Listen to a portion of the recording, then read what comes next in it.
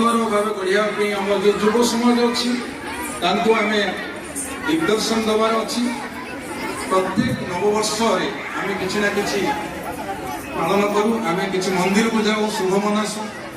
ଆଜି ଆମେ ଆମ ହୃଦୟର ଯେଉଁ ମନ୍ଦିର ତାକୁ ଆମେ ହୃଦୟକୁ ଆମେ ଦର୍ଶନ କରିବା, ଆମ ଭିତରେ ଏପରି ଶକ୍ତି ବିକଶିତ କରିବା ଯେମିତି ଆମେ ନୁହଁ ଆମ ଆସୁଥିବା ପିଢ଼ି ମଧ୍ୟ ସୁଖ ଶାନ୍ତିରେ ରହିପାରିବେ।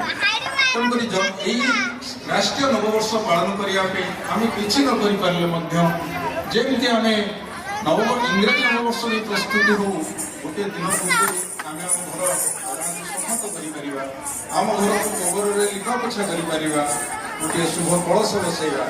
କଳସ ତ ଏକ ଶାନ୍ତିର ପ୍ରତୀକ କେବଳ ନୁହେଁ, ଏହା ମଧ୍ୟ ଶକ୍ତିର ଏକ ପ୍ରତୀକ। ସେଇଥିପାଇଁ ସବୁ ମାଙ୍ଗଳିକ କାର୍ଯ୍ୟରେ ଆମେ ଗୋଟିଏ କଳସ ସ୍ଥାପନ କରୁ।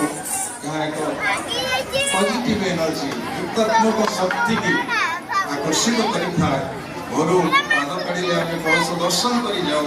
ତେଣୁକରି ସମସ୍ତଙ୍କୁ ଅନୁରୋଧ, ଆମେ ଏହି ଦିନରେ ଘର ଲିପା ପୋଛା କରି ଏକ କଳସ ସ୍ଥାପନ କରିପାରିବା, ଅଖଣ୍ଡ ଦୀପ ଜଳାଇ ପାରିବା ଏବଂ ନବରାତ୍ର ଯଦି ପାଳୁଛନ୍ତି 9 ଦିନ ଯାକ ଆମେ ସାତ୍ଵିକ ଆହାର ଗ୍ରହଣ କରି ଯଦି ଆମେ ଏହି ନବବର୍ଷକୁ ପାଳନ କରୁ ତାହେଲେ ବୋଧହୁଏ ଏମିତି କୌଣସି